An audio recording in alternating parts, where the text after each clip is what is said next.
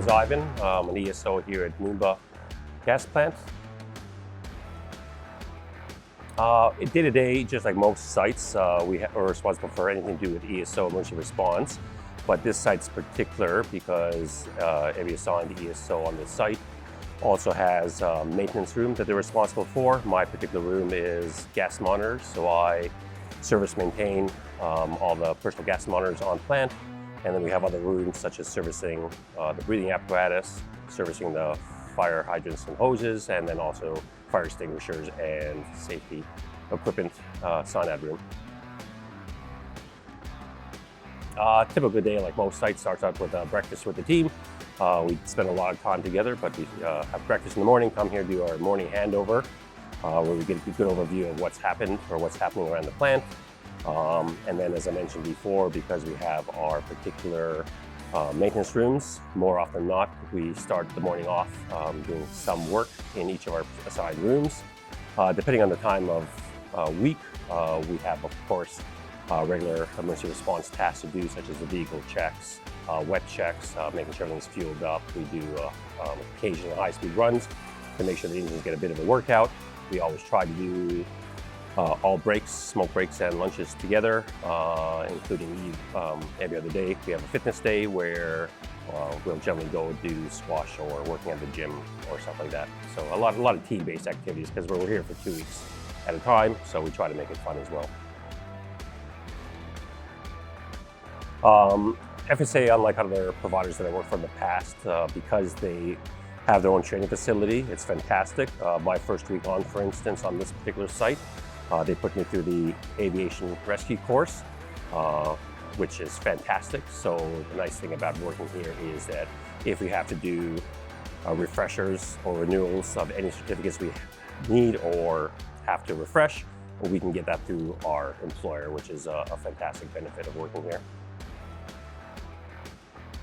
I used to be a permanent firefighter in Canada. When I moved to Australia, I didn't know the field existed. I did try to get on professional service, but I never could. And then as soon as I found out that FIFO work existed, I re-qualified to get my showing qualifications and started to do that. Because it was still nice to dabble in fire-related work, even though it's not doing full-time structural firefighting like municipality, but it's still fun to play with the trucks. And it's the same work environment, working as a team, which I really enjoyed from back in Canada. The biggest thing that keeps me motivated is the team environment that we have here.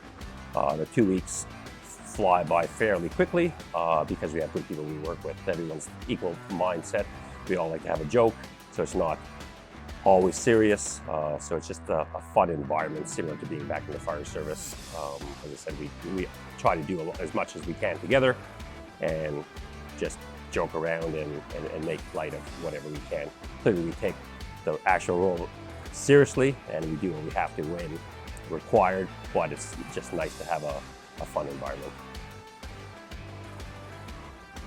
To get right is to follow your training. Clearly, practice helps you get things right under the stress of an actual situation.